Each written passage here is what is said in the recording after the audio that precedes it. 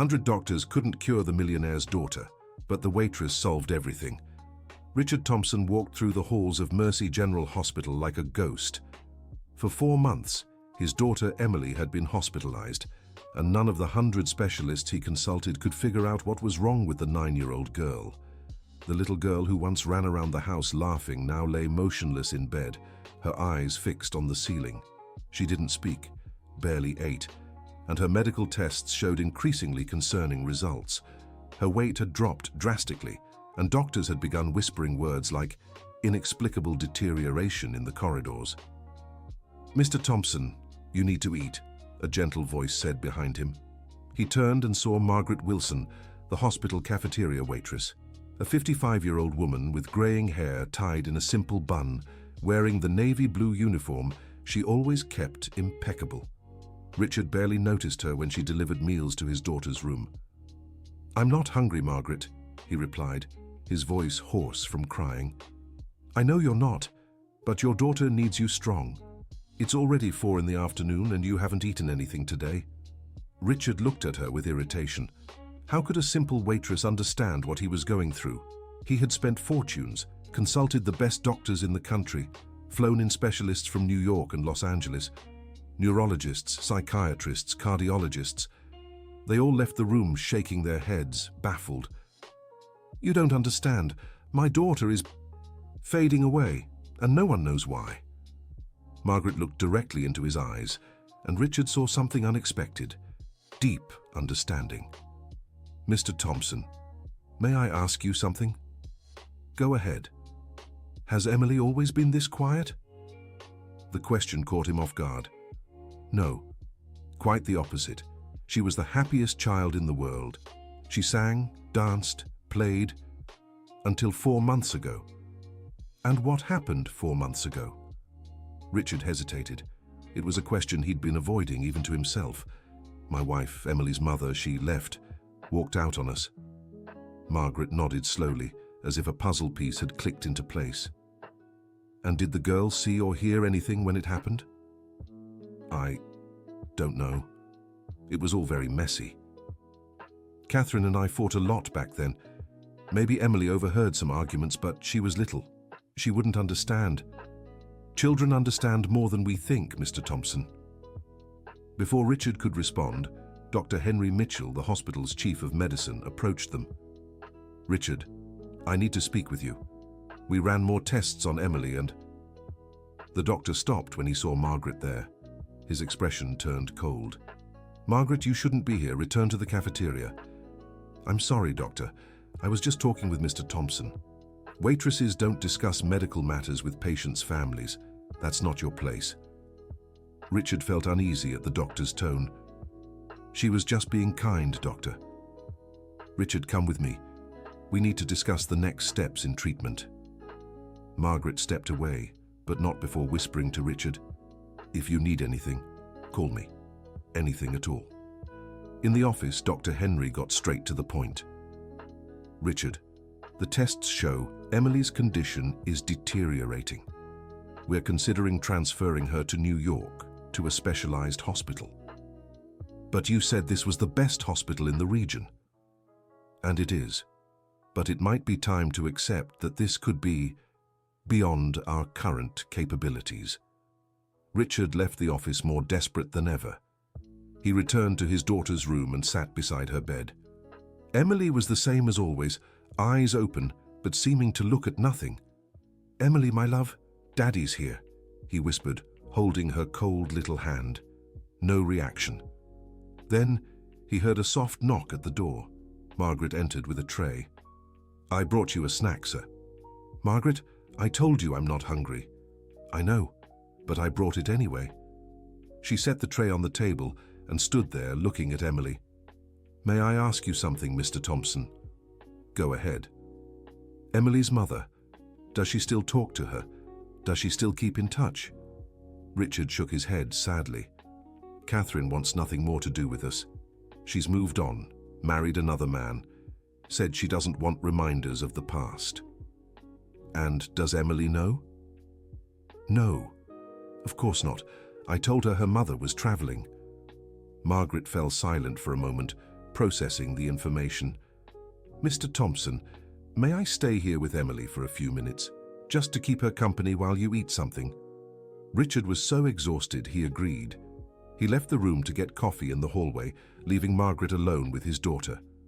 When he returned 15 minutes later, he was stunned. Margaret was sitting by the bed, softly humming a gentle melody, and Emily was looking at her.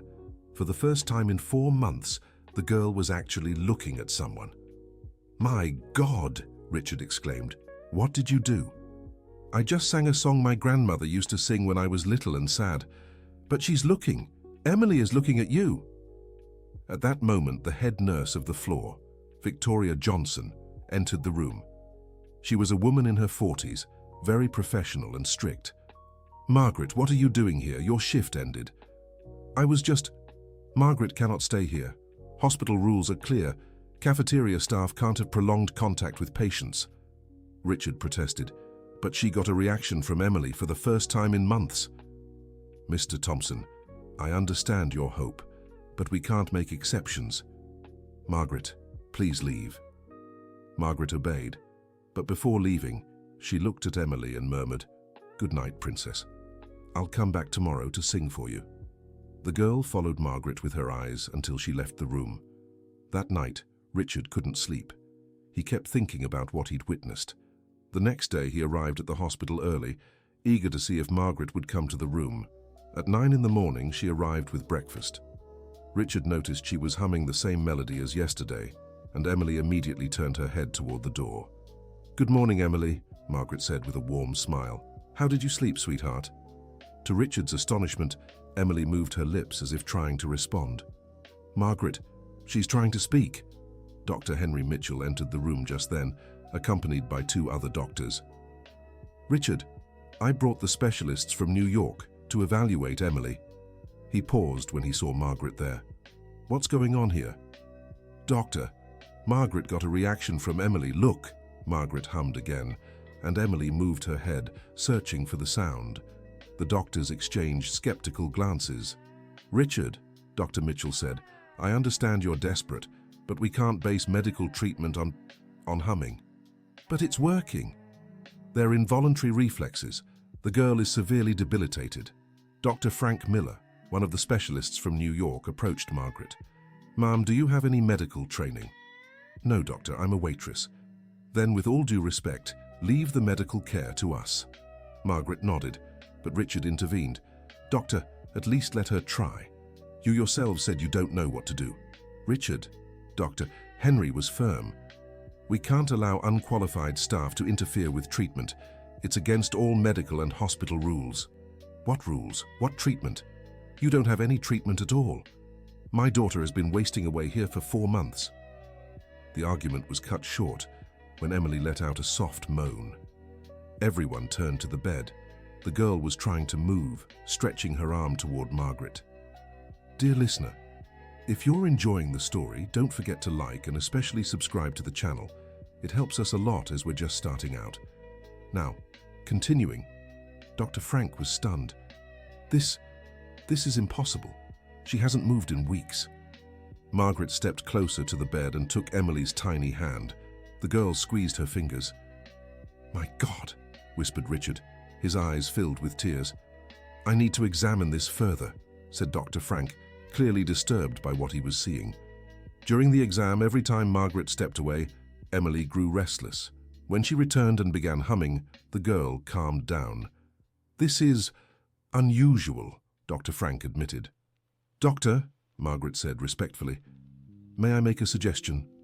"Go ahead." "I cared for my grandmother for 15 years before she passed. I've also looked after other elderly folks in my community. Sometimes a person gets sick inside, in their heart, and the body responds to that sadness." Henry rolled his eyes. "Ma'am, medicine isn't about guesswork."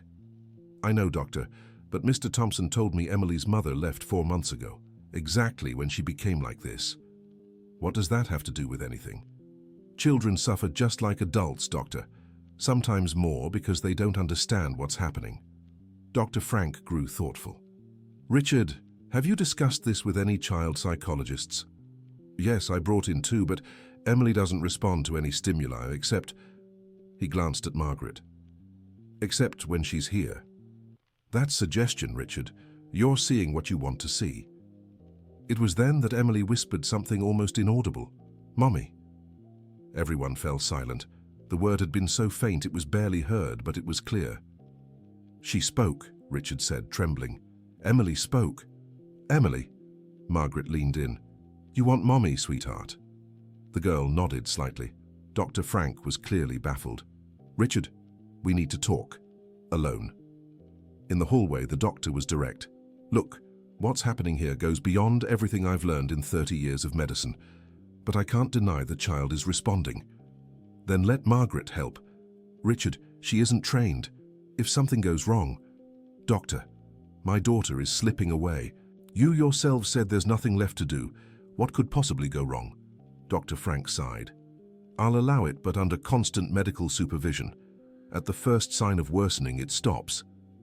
Richard rushed back into the room, elated. Margaret, the doctors agreed you can help. Really? Yes, you can stay with Emily. Margaret smiled, but Richard noticed a shadow of worry in her eyes. What is it?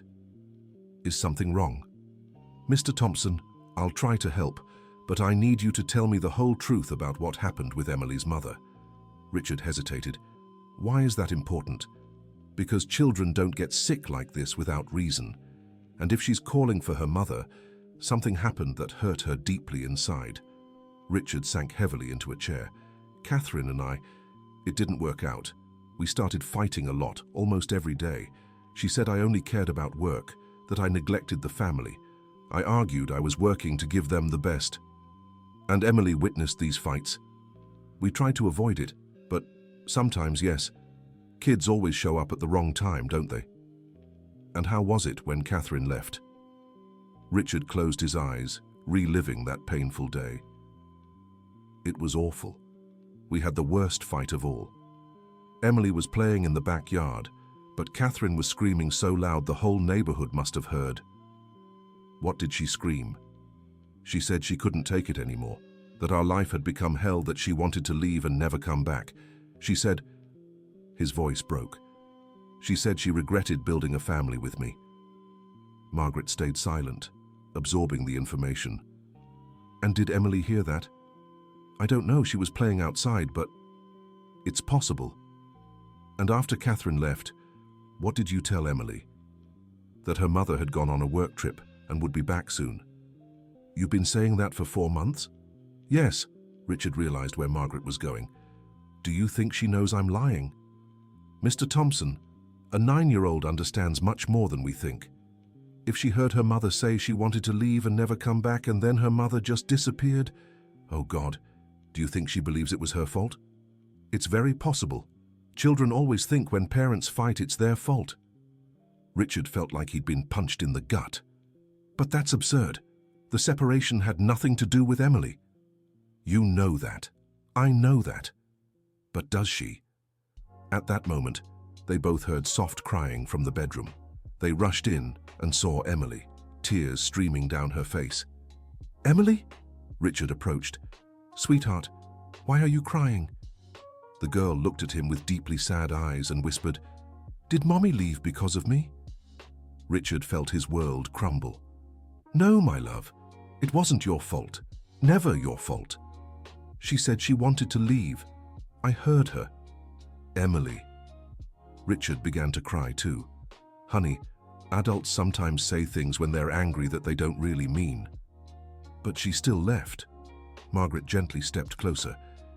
Emily, can I tell you something? When I was little like you, my parents fought a lot too, and I thought it was my fault. The girl looked at her with interest. But you know what my grandma told me. She said when adults fight, it's always about adult problems, never the children's fault. Never. But if I were a better girl... Emily, Richard interrupted, you are the most wonderful girl in the world.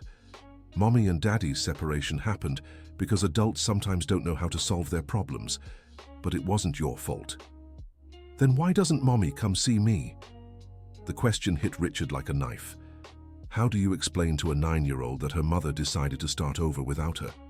Margaret noticed his struggle and stepped in. Emily, sometimes adults' hearts get so hurt that they need time to heal. That doesn't mean they don't love their children. But I miss her. I know, sweetheart, and it's okay to miss her. Missing someone is proof of love. Emily was quiet for a moment, processing the words. Margaret? Yes, dear? Can you sing that song again? Of course. Margaret began humming the same gentle melody, and Richard saw his daughter relax for the first time in months. She even closed her eyes, something she hadn't done in weeks. Dr. Miller, who had been observing from afar, approached Richard. This is extraordinary. In 20 minutes of conversation, she's responded more than in 4 months of treatment. What does that mean, doctor? It means we may have been treating the wrong symptoms all along. If the problem is emotional, so what do we do now? Now we let this lady do her work. For the rest of the afternoon, Margaret stayed in the room with Emily. They talked about many things, about feelings, about family, about longing. Richard was struck by the waitress's patience and wisdom. Margaret, he asked at one point, where did you learn to handle children like this? Oh, Mr. Richard, life taught me. I raised my daughter alone for many years. Then I took care of my grandmother, and I always helped the neighborhood children when they were going through hard times. You have a daughter? Margaret's expression turned somber. I did. Jennifer passed away 5 years ago in a car accident. That's why I understand Emily's pain. I also felt like it was my fault. Richard was shocked. Margaret, I didn't know. I'm so sorry. No need to apologize. Sometimes life gives us pain so we can understand others' pain. Is that why you understood what was happening with Emily? Exactly. I recognized her sadness because I've felt that same sadness. At that moment, Dr. Henry entered the room with a stern expression. Richard, we need to talk now. In the hallway, the doctor got straight to the point. What's happening here is irregular. I can't allow an employee without medical training to conduct treatment. But doctor, for the first time in months, she's responding. Richard, I understand your hope, but this isn't medicine. I don't know what it is, but it's not medicine. So what? If it's working? If it goes wrong, the responsibility falls on me and on the hospital. We can't take that risk. What risk? My daughter was practically in a vegetative state. Richard, I've made a decision. The employee will be removed from contact with your daughter. We're transferring Emily to New York tomorrow. Richard was desperate. No, doctor, she's getting better. The decision is final. Richard returned to the room, shattered. How was he going to explain to Emily that Margaret couldn't stay with her anymore? What happened? Margaret asked, seeing his expression. Dr. Henry, he won't let you continue. He wants to transfer Emily to New York. Margaret turned pale. But she's improving. I know. But he says it's irregular, that you don't have training. Emily, who had been listening, started crying again. Is Margaret leaving too? She asked between sobs. No, sweetheart, it's not exactly like that. Everyone leaves. First Mommy, now Margaret. The girl broke into a crying fit, worse than any Richard had seen since her illness began. Margaret stepped closer and tried to calm her. Emily, listen to me. Even if I can't stay here at the hospital, you'll take something very important with you. What? You'll take the certainty that it wasn't your fault, and you'll carry my grandmother's song in your heart. Whenever you feel sad, you can sing it and remember someone loves you very much. But I want you to stay with me. Sometimes we can't have everything we want, dear. But that doesn't mean love goes away. Dr. Henry appeared at the door with 2 security guards. Margaret, I must ask you to leave. Immediately. Doctor, please, Richard begged. Look at my daughter's state. She needs Margaret. Richard, the decision is made. Margaret stood with dignity.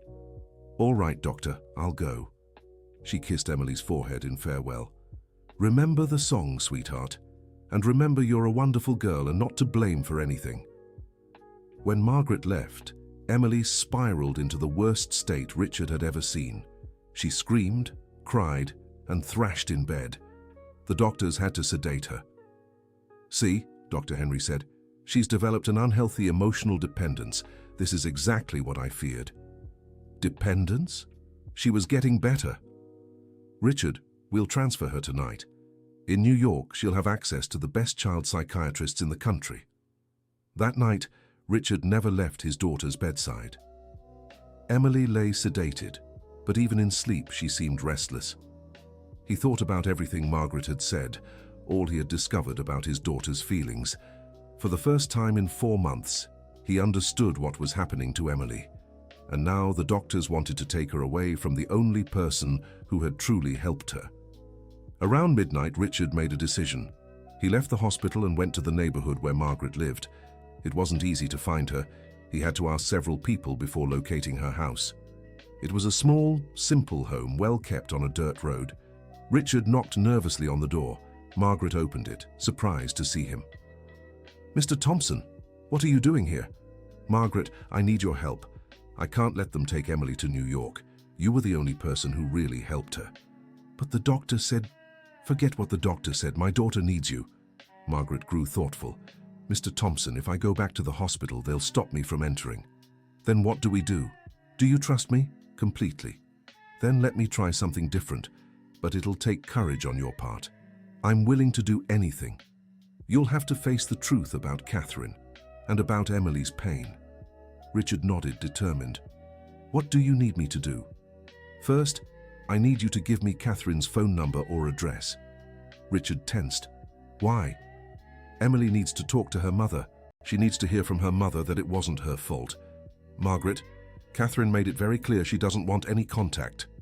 "Mr. Thompson, your daughter is slipping away. If we don't do something now, it might be too late." Richard thought of his sedated daughter in the hospital, her pain, her despair. Margaret was right. It took courage. "I have her number, but she might not answer. Leave that to me. I know how to talk to mothers. And if she says no, then we try another way. But first, let's try the simplest." Richard wrote down Catherine's number on a piece of paper. Margaret tucked it away carefully. "Now, you'll go back to the hospital and stop them from transferring Emily before I get there tomorrow morning." "How?" "Tell them you need time to sort things out, that you want a second medical opinion. Anything. I just need a few hours. And if it doesn't work—" "It will, Mr. Thompson. It has to." Richard returned to the hospital with a mix of hope and dread. He managed to convince Dr. Mitchell to delay the transfer for 24 hours, claiming he needed to handle administrative matters. The next morning, he arrived early at the hospital. Emily was awake but apathetic again, unresponsive to any stimuli. Around 10 o'clock, Margaret appeared in the hallway. Richard rushed to meet her. "Did you reach Catherine?" "I did." "And?" "It was hard at first. She didn't want to listen. But when I explained Emily was sick, she got worried." "Is she coming?" "No, she can't. But she agreed to a video call." Richard felt both relief and disappointment. "Better than nothing." "Mr. Thompson, there's something I need to tell you. Catherine is pregnant. She's having another baby." The news hit Richard like a bullet. "Pregnant?" "Yes. That's why she's afraid to stir up the past. She's scared it might affect the pregnancy." "How did you convince her?" "I told her Emily is still her daughter, and a mother doesn't abandon her child, no matter what." They entered Emily's room. The girl looked at Margaret, and a small smile appeared on her face. "Margaret, you came back." "I did, sweetheart, and I brought you a surprise." "What surprise?" "Your mum wants to talk to you." Emily froze. "Mum?" "Yes. She's going to call on video to talk to you." Tears began to stream down the little girl's face. "Really?" Richard was nervous. What if Catherine said something that would hurt Emily even more? Margaret connected her phone to the hospital tablet. After a few minutes, the screen showed Catherine's face. Richard felt a tightness in his chest seeing his ex-wife. She looked different, with shorter hair, in a house he didn't recognize. But what struck him most was seeing that she was also emotional. "Emily," said Catherine, her voice trembling. "Mommy!"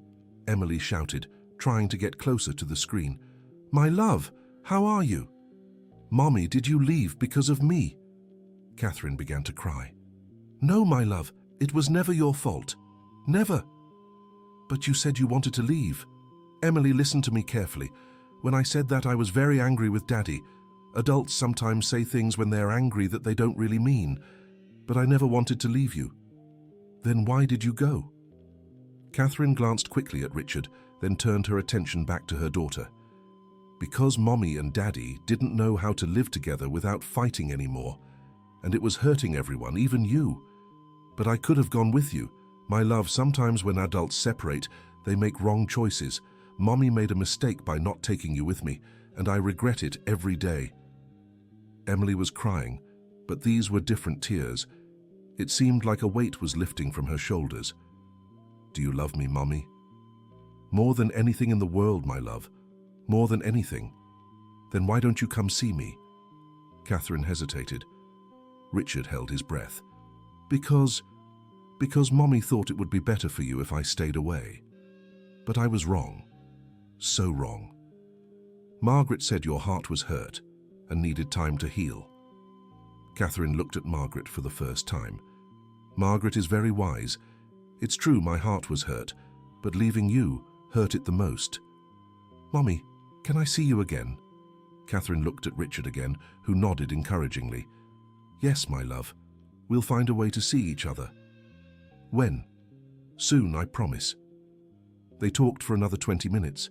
Emily told her about the illness, the doctors, how much she missed her. Catherine apologized repeatedly and reaffirmed her love. When the call ended, Emily seemed like a completely different girl. Her eyes were alive again. Margaret, thank you so much, she said, hugging the waitress. No need to thank me, sweetheart.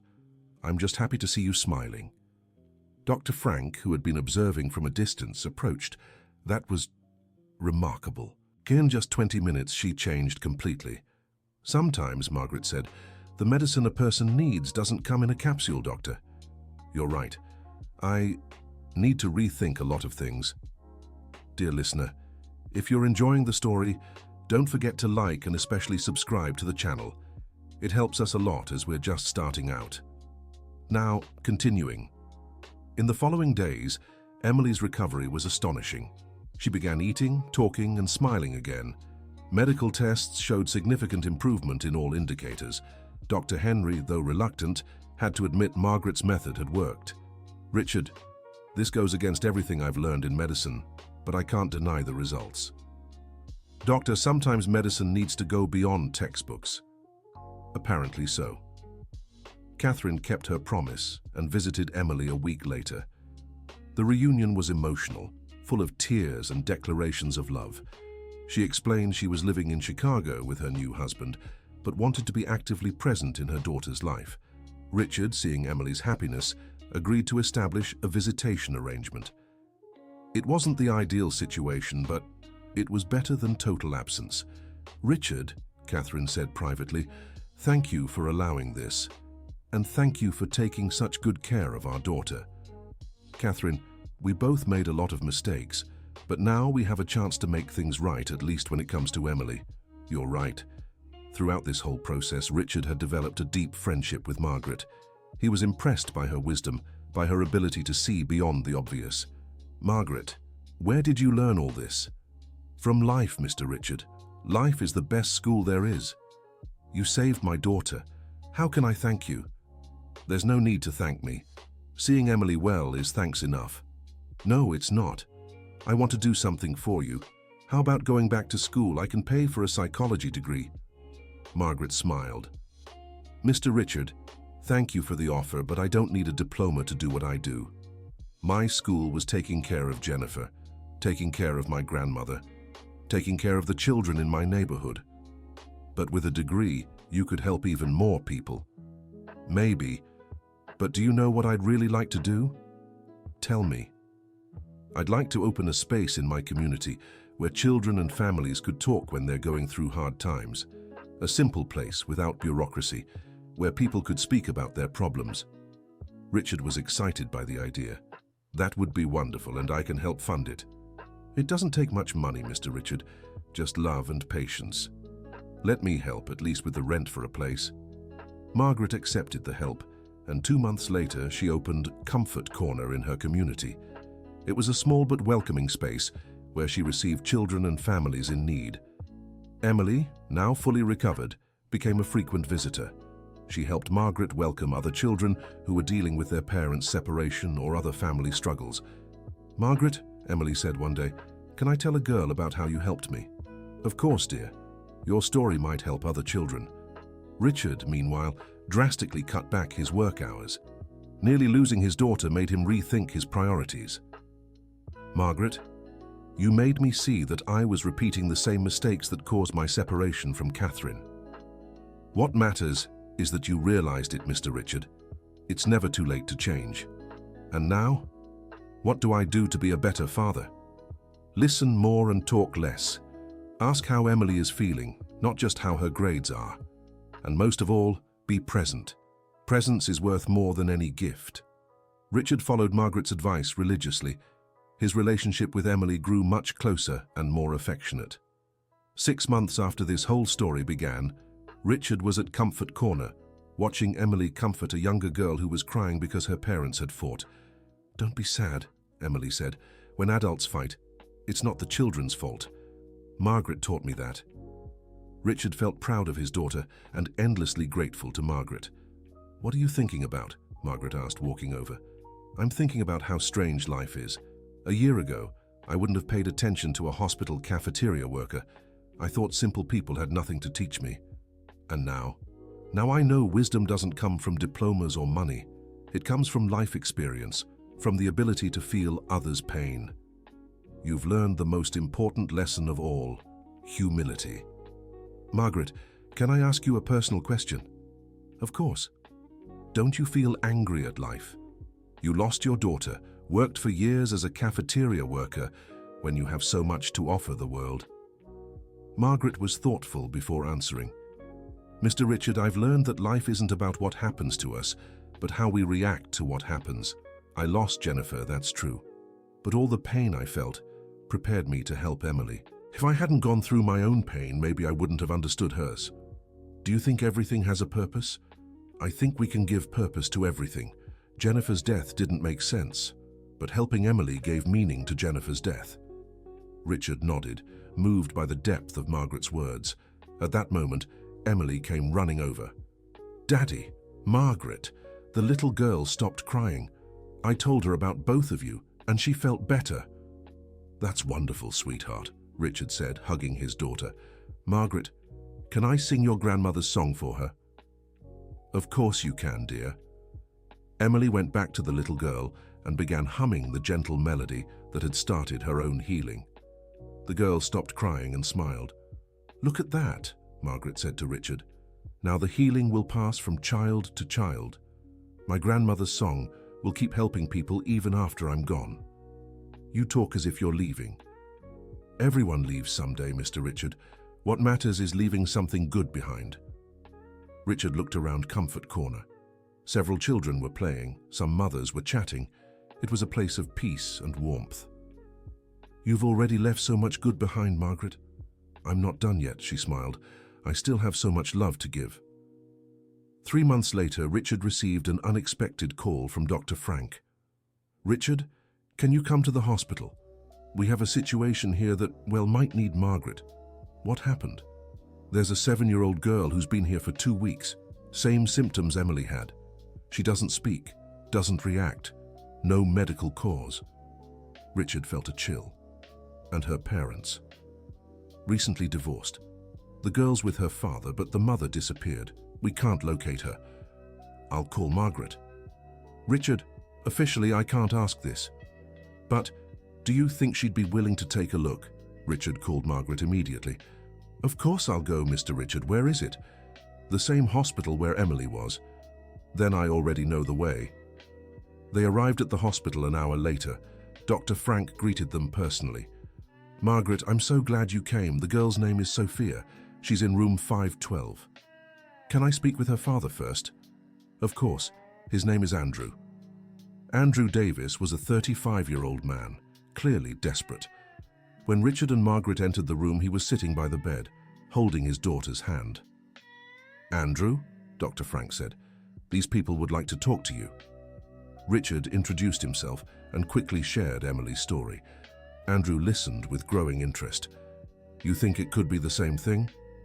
"It's possible," Margaret said. "May I ask a few questions?" "Of course." "How was the separation from your wife?" Andrew sighed deeply. "It was a nightmare. We fought for months. Christine, she had a drinking problem. I tried to help, but she didn't want it. One day, she just packed her things and left." "Did Sophia witness the fights?" "Unfortunately, yes. We tried to shield her, but it was impossible. Christine would scream a lot when she drank." "Does Sophia ask for her mother?"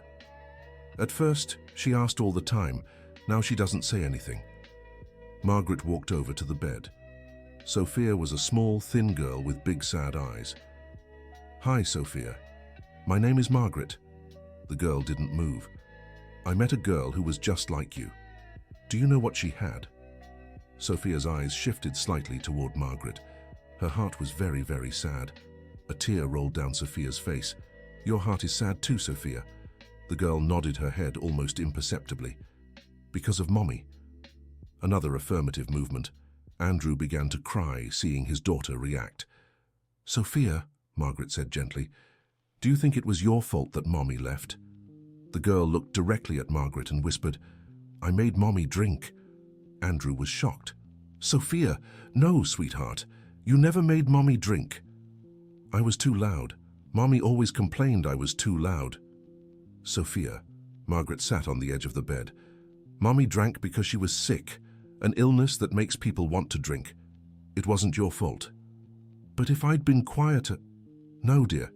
Even if you were the quietest girl in the world, Mommy would still have been sick." Andrew stepped closer. "Sophia, Margaret is right. Mommy had an illness. That's why she got angry for no reason, why she drank. It wasn't your fault. But she left because she was very sick and couldn't take care of herself, let alone us. But that doesn't mean she doesn't love you." Margaret began humming the grandmother's melody. Sophia visibly relaxed. "Sophia, can I tell you a secret?" The girl nodded. "I also had a daughter, and when she passed, I was very sad. But do you know who taught me how to feel better?" "Who?" "Other children who were sad too. They taught me that when we share sadness, it gets smaller."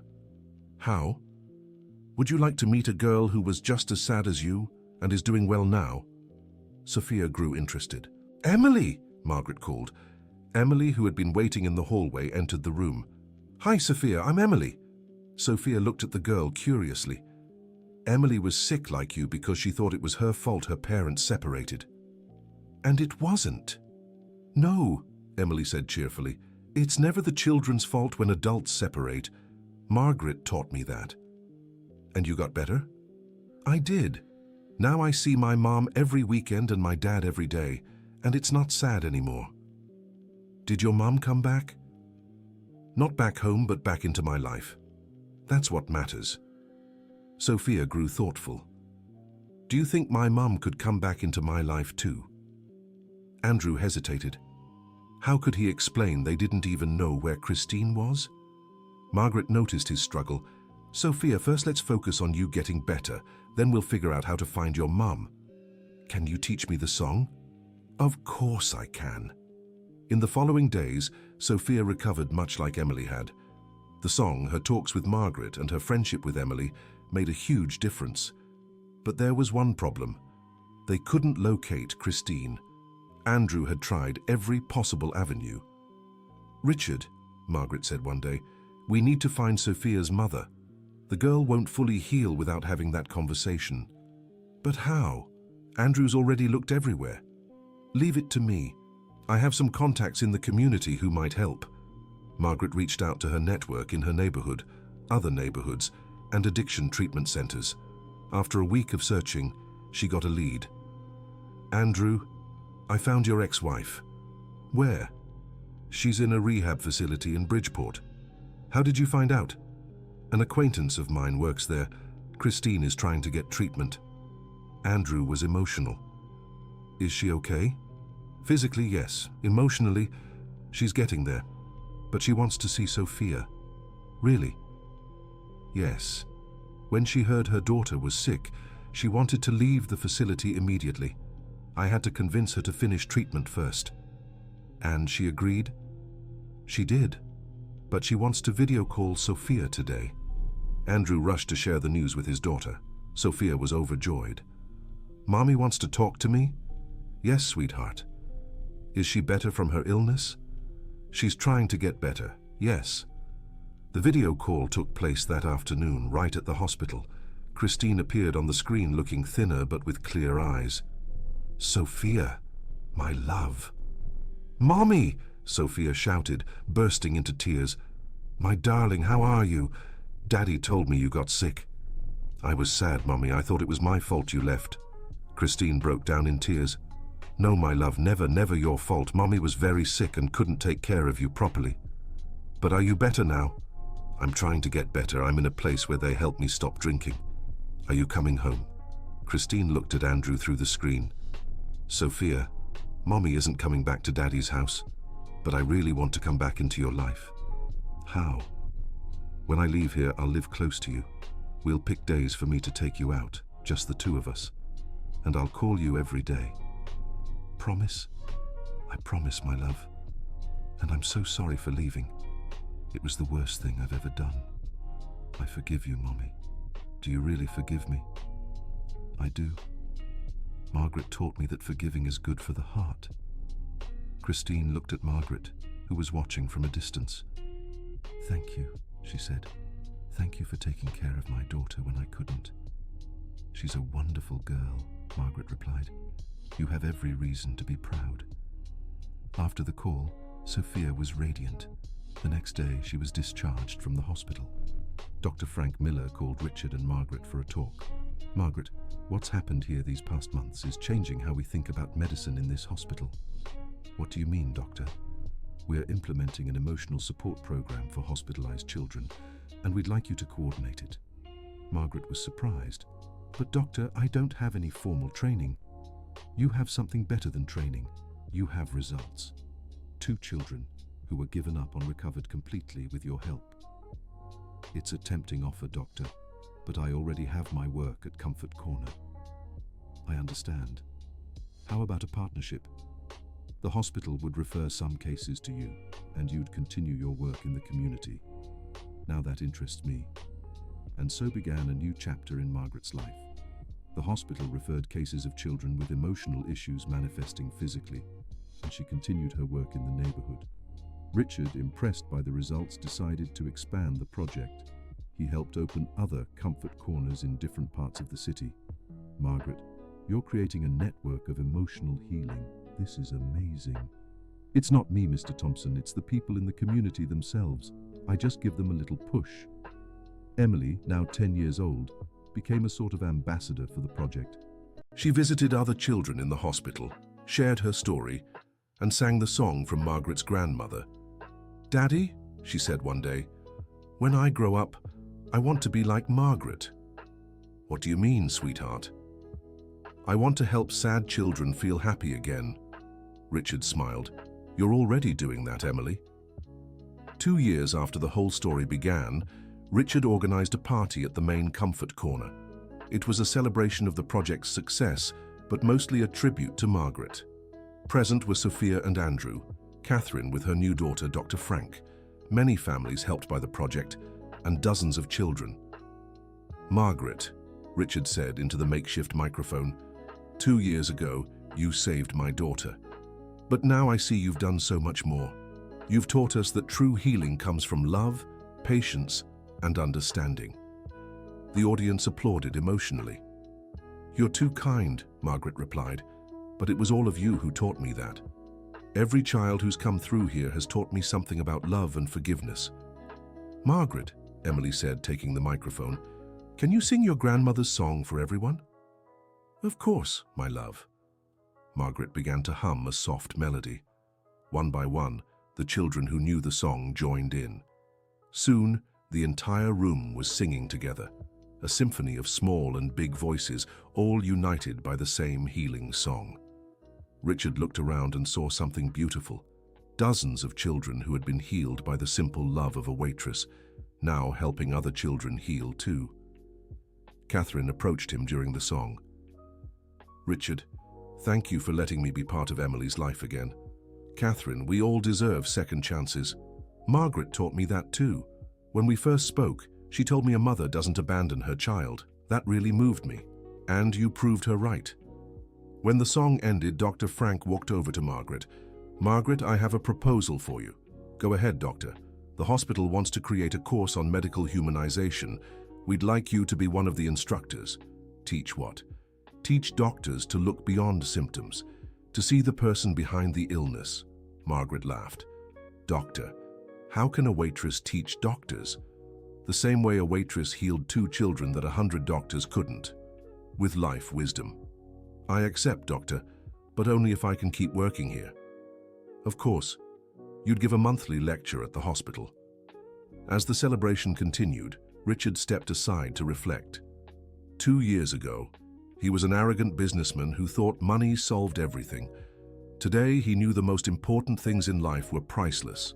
Love, understanding, patience, forgiveness. Emily walked up to him.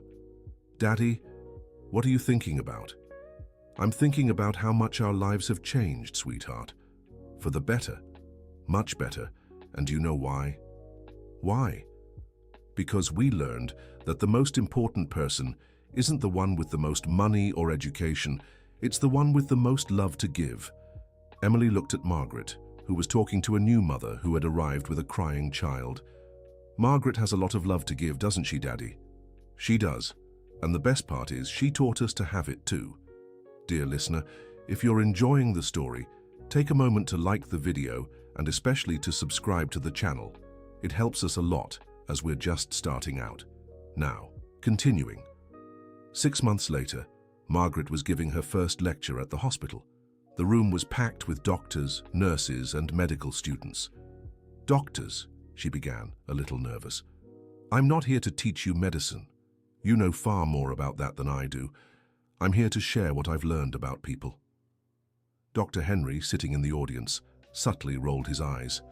He still resisted Margaret's presence. The first thing I learned is that the illness isn't always where we think it is. Sometimes the person is sick in the heart and the body just shows the symptoms. A young resident raised his hand. But how do we identify that? By asking, by talking, by looking into their eyes. If you ask patients not just where does it hurt, but what's hurting inside, you might discover things no test can reveal. Dr. Frank, who was moderating the lecture, asked a question. Margaret, how did you know Emily's problem was emotional? Because I recognized her sadness. I felt that same sadness. And how did you learn to deal with sadness? By losing my daughter. When Jennifer left, I almost died of sadness too. But I learned that sadness isn't an illness, it's a process. And we heal sadness with conversation, with music, with kindness. An older doctor remarked, but Margaret, sometimes there's no time for that kind of approach. We need to be efficient. Doctor, in my experience, efficiency isn't about doing things fast, it's about doing them right. And doing right by people means understanding what's really happening with them. Doctor, Henry couldn't hold back. Margaret, with all due respect, what you're proposing is impractical. We don't have time to be psychologists for every patient. Dr. Henry, I'm not asking you to be psychologists. I'm asking you to be human. The room fell silent. Margaret's simple response had struck a nerve. Can you explain what you mean? Asked Dr. Frank. When you look at a patient, do you see a disease or a person? When you talk to the family, do you explain what's happening or just use big words? When a child is crying, do you stop to ask why or just give them a sedative? Margaret's questions were stirring everyone in the room. What do you suggest we do differently? Asked a nurse. Start by asking the patient's name, not just their bed number. Look them in the eye when you speak. If someone's crying, ask why. And most importantly, listen to their answers.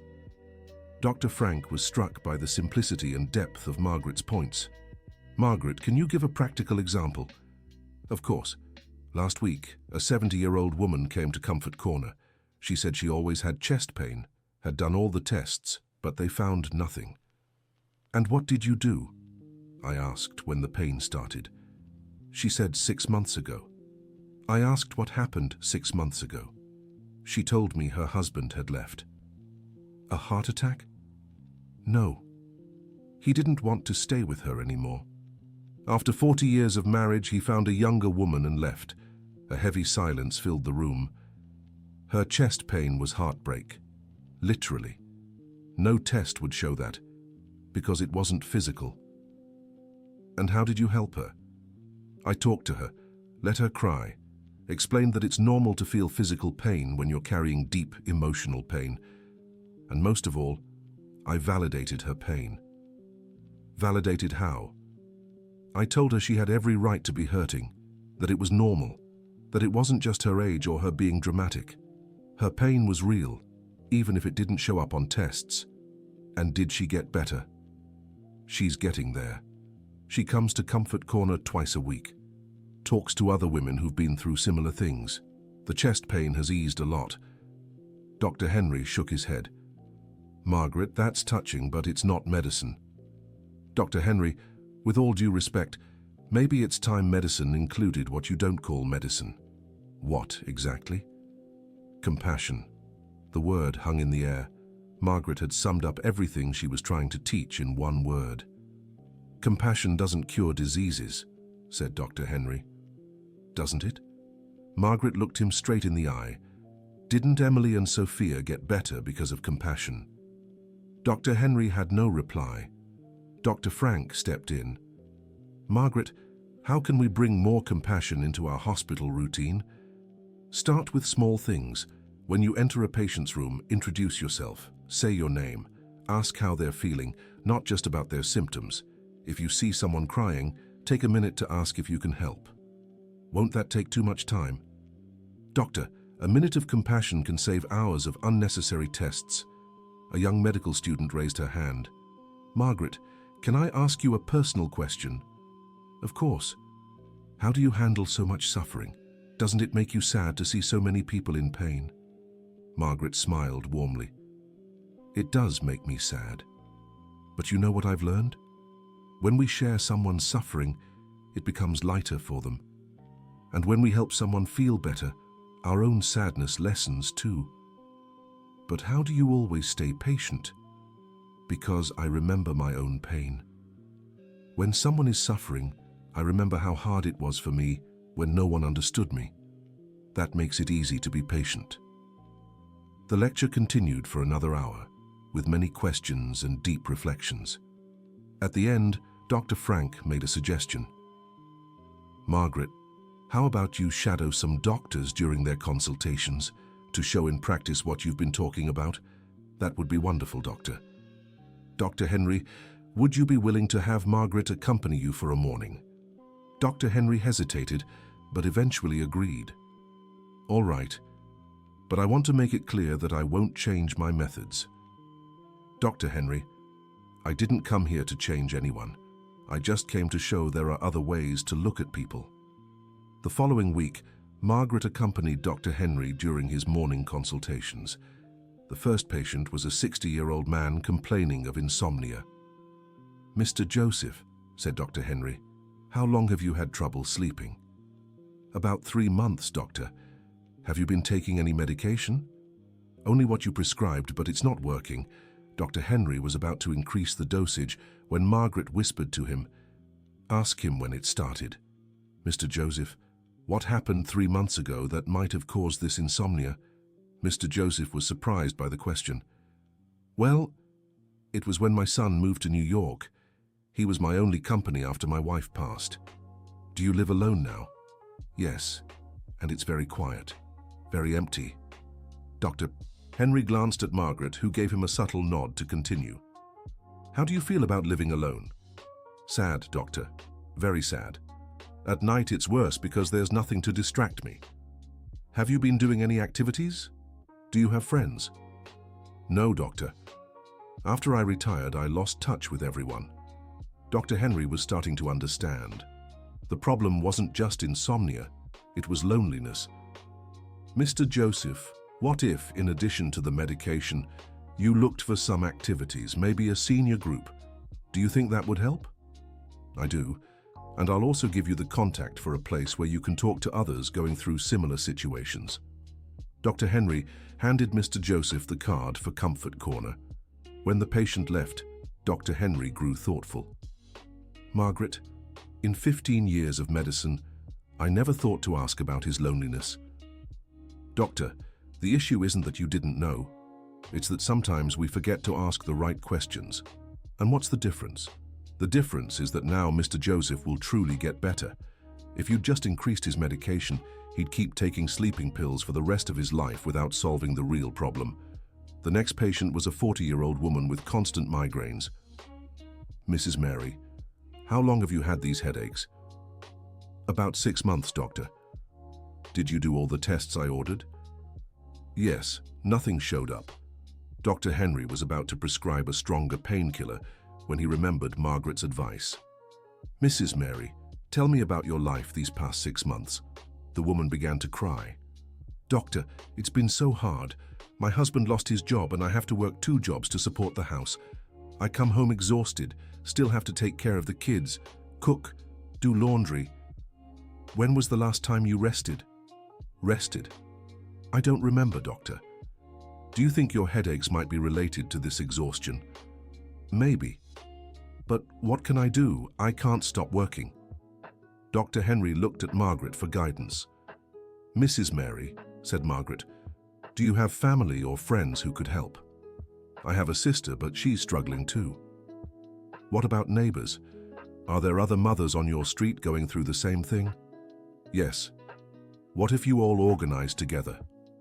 1 week, one person takes care of everyone's children. The next week, another does. That way, each would have at least 1 day off. Mrs. Mary stopped crying. Wow, I never thought of that. And another thing, Margaret continued, you need 20 minutes a day just for yourself, even if it's just to take a long bath or listen to music. But I don't have time. Mrs. Mary, if you don't take care of yourself, who will take care of your children when you really get sick? The woman grew thoughtful. Dr. Henry prescribed a painkiller, but also gave advice about rest and reducing stress. When Mrs. Mary left, Dr. Henry was clearly moved. Margaret, I was going to give her stronger medication. It wouldn't have solved anything. It would have masked the problem, doctor, and in a few months she'd be back here with worse pain. And now? Now she has the tools to handle the situation. She might still need some medication, but she'll also address the root of the problem. The day continued with several similar cases. Dr. Henry began realizing that a simple question about a patient's life revealed far more than complex tests. By late morning, he was transformed. Margaret, I need to thank you. Why, doctor? You reminded me why I chose to be a doctor. It wasn't to prescribe medication. It was to help people. You've always known how to help people, doctor. You just forgot to see them as people. What do you mean? When we look at someone and only see the illness, we forget there's a whole life behind it, with joys, sorrows, fears, hopes. And that changes the treatment? It changes everything, doctor, because then we're not just treating the illness, we're treating the person. Dr. Henry fell silent for a moment. Margaret, can I ask you a personal question? Of course. Don't you get frustrated seeing so much suffering every day? It makes me sad, doctor, but it also makes me happy. Happy? Happy to be able to help. Happy to see people getting better. Happy to learn something new from everyone I talk to. Even when you can't help. Even when I can't help, at least the person feels heard, and sometimes that's already a lot. That afternoon, Dr. Henry sought out Dr. Frank. Frank, I need to talk to you about Margaret. Is there a problem? No, quite the opposite. She made me rethink everything I've done for 15 years. How so? This morning, in just 4 appointments, I discovered things about patients I'd never have found with my usual methods. Like what? An older man with insomnia who was actually suffering from loneliness. A woman with migraines who was at her breaking point from stress. If I'd just prescribed medication, neither would have truly gotten better. Dr. Frank smiled. That's exactly what we're trying to implement here. Frank, I want to propose something. Go ahead. What if every doctor at the hospital had to spend a day with Margaret? You think it's necessary? I think it's essential. She doesn't teach medicine, she teaches humanity, and we need that. The proposal was approved by the hospital's administration. In the following months, every doctor went through the day with Margaret. Some resisted, others embraced it immediately, but everyone came away changed by the experience. Meanwhile, the Comfort Corner project kept growing. Richard secured support from other business owners, and soon there were hubs in 10 different neighborhoods across the city. "Margaret," Richard said one day, "do you realize the scale of what we've created? Not we, Mr. Richard. The people created it. I just took the first step. But without you, none of this would exist. And without you, it wouldn't either. Or without Emily or Sophia or everyone who's been part of the Comfort Corners. Everyone contributed. Have you always been this humble?" "It's not humility, Mr. Richard. I've just learned that no one does anything alone. Everything I achieved was because other people helped me." "Who helped you?" "Life. The people I cared for, the mistakes I made, the pain I felt. Everything taught me something." At that moment, Emily came running into Comfort Corner. "Margaret, Dad, I have news." "What news, sweetheart?" asked Richard. "The school wants me to give a presentation about your work to the other students." "Really?" "Yes. The teacher said our story could inspire other families." Margaret was moved. "Emily, do you really want to do this presentation?" "I do. I want to tell everyone how you helped me and how other kids can be helped too." "Then let's prepare a beautiful presentation." The following week, Emily gave her presentation at school. She spoke about her own experience, Margaret's work, and how talking can heal. After the presentation, several children approached Emily. "Emily, my parents are separating. Do you think it's my fault?" "Emily, my mom is always sad. What can I do?" "Emily, I'm scared to talk about my feelings.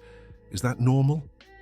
Emily answered every question with the wisdom she had learned from Margaret. When Richard heard about it, he felt both proud and concerned. "Margaret, Emily is turning into a little therapist. Is that a good thing?" "It's wonderful, Mr. Thompson. She's learning early that helping others is good for us too. But isn't it too much responsibility for a child?" "It's not responsibility. It's an opportunity, a chance to make a difference in other children's lives." "How can you be so sure?" "Because I see how happy she is when she helps someone. It's the same happiness I feel when I help a family." Richard understood. Margaret wasn't just healing children and families. She was raising a new generation of people willing to care for one another. 2 years after the creation of Comfort Corners, the City Council approached Richard and Margaret with a proposal. "We want to formalize the project as a municipal public policy," said the Health Secretary. "What does that mean?" asked Margaret. "It means the city will fund the expansion of Comfort Corners to every neighborhood, and we'll train public employees to use your methods." Richard was thrilled. "Margaret, do you realize what this means? Your work will reach the entire city." Margaret was more cautious. "Mr. Secretary, I have a concern." "What is it?" "How will you ensure the work continues to be done with love and doesn't just become bureaucracy?" "What do you mean?" "What works in Comfort Corners isn't techniques or procedures. It's the genuine care people have for each other. How will you teach that?" The secretary thought for a moment. "That's a good question. What do you suggest?" "Have public employees work in existing Comfort Corners before opening new ones, so they can understand how it works in practice." "For how long?" "As long as it takes. Some will understand in a week, others will need months. And how will we know they're ready? When they can make a crying child smile, they're ready." The proposal was accepted. Over the next year, dozens of public employees passed through the existing Comfort Corners. Many quit, calling the work too emotional. Others fell in love with it and became excellent caregivers. "Margaret," Richard said one day, "how do you identify who has a calling for this work?" "It's easy, Mr. Thompson. Those with a calling forget themselves when they see someone suffering." "What do you mean?" "When a child is crying, a person with a calling doesn't think about their own tiredness, hunger, or schedule. They only think about how to help the child. And what about those who don't have the calling? They keep watching the clock, thinking about when they can leave." Richard laughed. "It's a simple way to filter people. The best truths are always simple, Mr. Thompson. At that moment, a young woman in her early 20s entered Comfort Corner. It was Fiona Roberts, one of the public employees undergoing training. "Margaret, can I talk to you?" "Of course, Fiona, what is it?" I have a story similar to yours." Margaret paid close attention. "How so?" "I lost my younger brother in an accident 3 years ago. Since then, I've been trying to figure out how to handle the pain. And how have you been managing?" "Badly. Very badly. Until I learned about your work." "What changed?" "I realized my pain could help others going through the same thing." Margaret nodded. "That's exactly it, Fiona. Our pain becomes healing when we use it to help others." "Margaret, can I ask you a favor?" "Of course. Can you teach me to do what you do?" "Fiona, you already know how. You just need to trust your instincts." "But what if I do it wrong?" "There's no wrong when you act with love. There might be inefficiency, there might be inappropriateness, but never wrong." "How can you be so sure?" "Because love never hurts, Fiona. It might not solve the problem, but it never makes things worse." Fiona became one of the project's best contributors. Her personal story helped her connect with families who had lost loved ones. "Margaret," she said one day, "how do you keep from getting sad when you hear so many painful stories?" "Who said I don't get sad?" "You do?" "Of course I do. I feel sad with every story I hear. But I also feel happy." "Happy?" "Happy because the person trusted me enough to share their pain. And happy because I know that by sharing, their pain eases just a little." "And your pain, doesn't it grow?" "It does, but it's different. It's a pain worth feeling." Fiona was puzzled. How can pain be worth it when it serves something greater than ourselves? 3 years after the municipal project began, the results were remarkable. The city saw a significant drop in childhood depression cases, school behavioral issues, and even domestic violence. "Margaret," the mayor said at an award ceremony, "the numbers show your work is transforming our city." "Mr. Mayor, it's not my work. It's the work of hundreds of people who chose to care for one another." "But you were the one who started it. I only planted a seed. The community made it grow." During the ceremony, Richard was called to speak. "4 years ago," he said into the microphone, "I was a businessman who thought money solved everything. Now I know the most important things in life can't be bought: love, understanding, patience, forgiveness." "How did you learn that?" a reporter asked. "A waitress taught me. A waitress who saved my daughter when 100 doctors couldn't." "And what was her secret?" Richard looked at Margaret, who smiled from the audience. "The secret was simple. She looked at my daughter and saw a child in pain, not a medical case. And she treated her like a daughter, not a patient. And that made a difference? It made all the difference in the world, because sometimes people don't need medicine. They need kindness." After the ceremony, Richard and Margaret walked together through the halls of Mercy General Hospital, where it all began. "Margaret, do you regret anything?" "I regret not starting sooner." "Why?" "Because I think of all the children who could have been helped if I'd had the courage to begin earlier." "But you didn't know you had this ability." "Oh, I did, Mr. Thompson. I always knew I loved taking care of people. I just didn't know it could become something bigger." "What stopped you?" "Fear. Fear of not being good enough. Fear of not being educated. Fear of people not taking me seriously." "And what gave you courage?" "Seeing Emily suffer. When you see someone in need of help, the fear disappears." They stopped in front of the room where Emily had been hospitalized.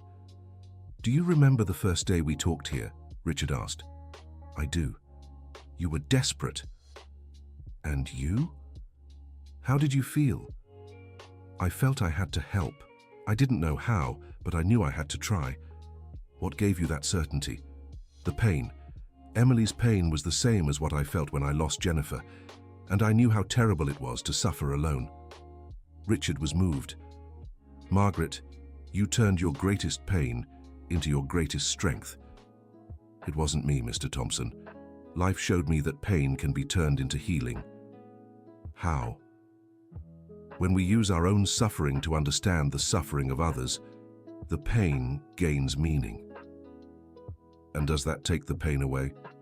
No, but it makes it worth it.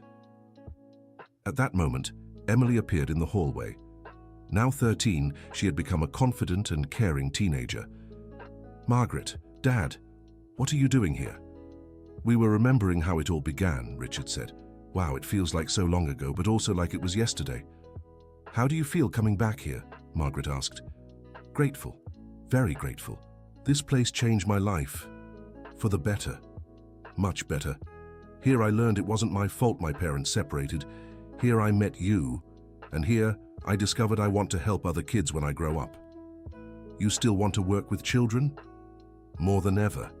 I want to be a child psychologist, and I want to work the way you do." "What way?" "With love, with patience, really listening." Margaret hugged Emily. "You'll be a wonderful psychologist." "You really think so?" "I'm sure, because you already have the most important thing." "What?" "Compassion, and the desire to use your own story to help others." Richard looked at them both and felt like the luckiest man in the world. His daughter was well, happy, with a purpose in life, and all thanks to a waitress who saw beyond the symptoms. "Margaret," he said, "I have a proposal for you." "What?" "How about we write a book about all this, about your experience, what we've learned, how other cities can replicate the project?" "Mr. Thompson, I don't know how to write books. But you know how to tell stories, and your stories need to be known by more people. Do you think anyone would want to read it?" "I'm sure. There are thousands of families going through what we went through. They need to know there's hope." Margaret grew thoughtful. "If it helps more people, I'll do it." "Great. And who knows, maybe afterward we can give talks in other cities." "Talks?" "Yes. Share our story, teach what we've learned, inspire others to start similar projects." The idea excited Margaret. It would be wonderful to see comfort corners spread all across the United States. "Not just the United States," Emily said, "all over the world." The three laughed at Emily's enthusiasm, but Richard realized she wasn't being naive. Margaret's work truly had the potential to reach far beyond their city. 6 months later, the book Comfort Corners: How Love Heals was published. Margaret and Richard traveled to several cities, presenting the project and inspiring others to start similar initiatives. In every city they visited, they met people with similar stories: broken families, suffering children, communities in need of more humanity. "Margaret," a woman said after a talk in Boston, "how can I start a comfort corner in my city?" "Start simple," Margaret replied. "Find a small space, it can even be in your home. Invite neighbors going through hard times and just listen." "That's it?" "For now, just that. The rest will happen naturally." "But what if I don't know what to say?" "You don't need to say much, you need to listen a lot. And when you speak, speak from the heart." In New York, a doctor approached her after the presentation. "Dr. Wilson," he said. "I'm not a doctor," she corrected gently. "Just Margaret. To me, you are a doctor of humanity. How can I help you?" "I want to implement your methods at the hospital where I work. Where do I start?" "Start with yourself. In your next appointment, besides asking about symptoms, ask how the person is feeling. Just that? Just that. And truly listen to the answer, without rushing, without judgment. And then you'll realize one simple question can reveal more than 10 tests." Their travels across the country showed Margaret and Richard that the problem they had faced wasn't isolated. Everywhere, they found broken families, children suffering in silence, people starved for attention and affection. "Richard," Margaret said during the trip back home, "sometimes I wonder if we shouldn't have started this a long time ago." "Why?" "Because I see so many people who need help, and it's so simple to help." "Margaret, you can't carry the weight of the world on your shoulders." "I don't want to carry the world. I just want to plant seeds of care wherever I go." "And you're doing that." "But is it enough?" Richard thought before answering. "Margaret, do you remember what you told me 4 years ago? That no one does anything alone?" "I remember." "Then trust. The seeds you're planting will be tended by others, and those people will plant new seeds. You're right. And besides, look at what you've already accomplished. Our town has dozens of comfort corners running. The hospital completely changed how they treat patients. Hundreds of families have been helped. And Emily, Margaret added, smiling, and Emily, who's now a happy, confident teenager, ready to help others. When they got home, they found Emily waiting with news. Margaret, Dad, I got a letter. What letter? A letter from a girl in Miami. She read our book and wrote to say she started a comfort corner at her school. Richard and Margaret exchanged glances, moved. What else did she say? Margaret asked. She said her story is like mine. Her parents split up, and she thought it was her fault. But after reading the book, she understood it wasn't. And now? Now she's helping other kids at school who are going through the same thing. Margaret felt deeply touched. A child she had never met was replicating their teachings and helping others. Margaret, Richard said at town, see, the seeds are sprouting. That night, Margaret reflected on how mysterious life was. 4 years ago, she was an anonymous waitress, living a simple life and caring for those around her. Now, her work was impacting children in other cities, other states. Jennifer, she whispered, looking at her daughter's photo on the nightstand, I think I've found the meaning of your passing. You left so I could help other children from leaving too. From that silent conversation with her daughter, Margaret dedicated herself even more to the work. She understood her mission was far greater than she had imagined. 5 years after it all began, Margaret received an unexpected invitation to attend an international conference on children's mental health in England. Margaret, Richard said, do you realize what this means? They'll want you to speak to experts from all over the world. Mr. Thompson, do you think they'll understand what a simple waitress from the United States has to say? Margaret, you stopped being just a waitress a long time ago. You're an expert in emotional healing. But I don't have a degree. You have something better than a degree. Results. How many children have you helped? How many families? How many doctors changed their way of working because of you? Margaret accepted the invitation. The trip to England would be her first international experience. At the airport, while waiting for their flight, Emily asked a question that caught Margaret by surprise. Margaret, are you afraid? Afraid of what, dear? Afraid of not being understood? Afraid of people saying you don't have enough education? Margaret smiled. Yes, Emily, I'm very afraid. Then why are you going? Because fear can't be bigger than the desire to help. What do you mean? If there's a chance my story could inspire someone in England to help a child, then it's worth facing the fear. And if it doesn't work out? If it doesn't work out, at least I tried. And that's already more than most people do. The talk in England was an absolute success. Margaret told her story with simplicity and emotion, and the audience stayed silent throughout the entire presentation. When she finished, a French doctor approached her. Mrs. Wilson, your presentation was the most moving of the entire conference. Thank you, doctor. May I ask you a question? Of course. How does someone without medical training achieve results that we, with years of study, sometimes can't? Margaret thought carefully before answering. Doctor, you know how to cure illnesses. I learned how to heal people. They're different things. Can you explain further? When you look at a patient, you see symptoms, diagnoses, treatments. When I look at someone, I see a story, feelings, fears, hopes. And does that change the treatment? It changes everything. Because sometimes the person isn't sick in the body, they're sick in the soul. The doctor nodded, clearly moved. Mrs. Wilson, may I ask you a favor? Of course. May I record an interview with you? To show other doctors in my country. If it helps more people, you can record as many interviews as you'd like. Over the following days in England, Margaret gave several interviews to newspapers, magazines, and television stations.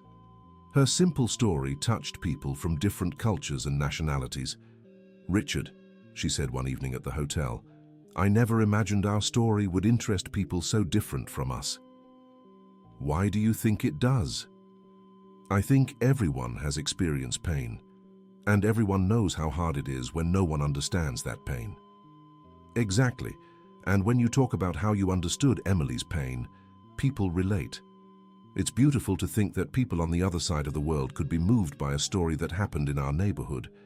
Margaret, pain and love are universal. It doesn't matter where you were born or what language you speak. Back in the United States, Margaret found dozens of messages from people who had watched her interviews online.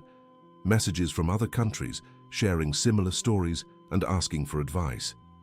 "Margaret," said Emily, "you've become famous." "I don't want to be famous, dear. I just want to help people." "But now you can help people all over the world." "That's true. And that's a big responsibility." Richard approached with a tablet in his hand. "Margaret, you need to see this." "What is it?" "An email from a teacher in Germany. She translated our book into German and wants to distribute it in schools there." Margaret was stunned. "Really?" "And there's more.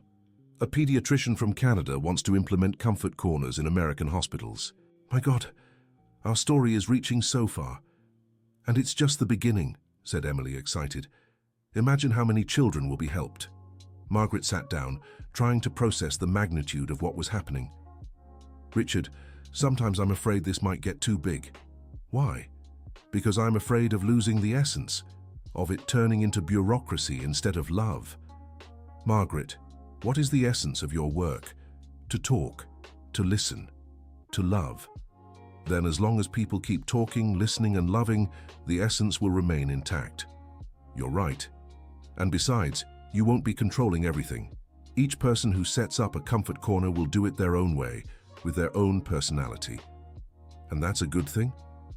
"It's wonderful, because it means love will multiply, not divide." 6 months later, Margaret received a letter that moved her deeply. It was from an 8-year-old girl from Germany.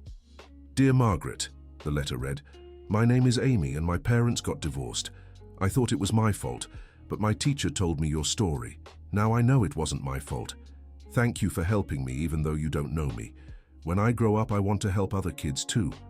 Margaret cried as she read the letter. "Richard, look at this. A child I've never met was helped by our story. And look how she ends the letter, wanting to help other kids too. It's like a chain of love, isn't it?" "Exactly. Every person who is helped has the potential to help others." At that moment, Margaret fully understood the reach of her work. It was no longer just about helping children individually. It was about creating a culture of mutual care that spread across the world. "Richard, I want to do something." "What?" "I want to create a project to connect all the comfort corners around the world." "How?" "A network where people from different countries can share experiences, stories, and lessons." "Like a love internet?" Emily joked. "Exactly," Margaret laughed. "A love internet." The project was developed over the following months. With Richard's help and a team of volunteers, they created an online platform where people involved with comfort corners worldwide could connect. "Margaret," Richard said on the day of the platform's launch, "do you realize we're creating something historic?" "How so?" "We're connecting people from every continent through the shared desire to care for one another. It's beautiful to think of it that way. And the most beautiful part is that it all started with you humming a song to a sad little girl in a hospital." Margaret looked around the original comfort corner where they were holding the launch. It was full of people, families who had been helped, doctors who had changed their way of working, children who had become multipliers of kindness. "Richard, do you know what moves me most about all this?" "What?" "Seeing that every person here is proof that love works." "How so?" "Each of these people came here suffering, lost, desperate, and they left with hope, with tools to face life, with a desire to help others. And that proves we don't need complicated things to heal complicated pain. Sometimes we just need someone who truly cares." Emily, now 15, walked up to them. "Margaret, can I say something?" "Of course, dear." "I want to thank you publicly for saving my life." "Emily, you don't have to." "Yes, I do. Because I want all these people to know that what you do really works." Emily took an improvised microphone. "Everyone, can I speak for a minute?" The crowd turned to her. "My name is Emily. 6 years ago, I was in that hospital over there, practically given up on. 100 doctors couldn't figure out what was wrong with me. The crowd fell silent. I was dying inside because I thought it was my fault my parents got divorced. I couldn't speak, couldn't eat, couldn't live. Many people began to cry. That's when Margaret showed up. She didn't do anything magical. She didn't give me medicine, didn't run tests, didn't use expensive equipment. What did she do? Someone from the crowd shouted. She talked to me, she listened to me. She made me understand I wasn't to blame for anything. And most of all, she showed me I was loved. The applause started and didn't stop for several minutes. Today, I'm a happy teenager, with parents who love each other in a different way but love me just the same. I have a stepmother who became my friend, and I have a second mother, who is Margaret. Margaret was crying. But the most important thing, today I know I can help others too, and that makes me happy every single day of my life. So what's the secret? Another person shouted. The secret is there's no secret, Emily laughed. It's just about looking at people with love. It's about truly listening. It's about genuinely caring. That's it? That's it. But it's the most powerful "that's it" in the world. When Emily finished speaking, the crowd gave her a standing ovation that lasted nearly 10 minutes. Richard approached Margaret, who was visibly moved. Margaret, are you okay? I'm more than okay. I'm fulfilled.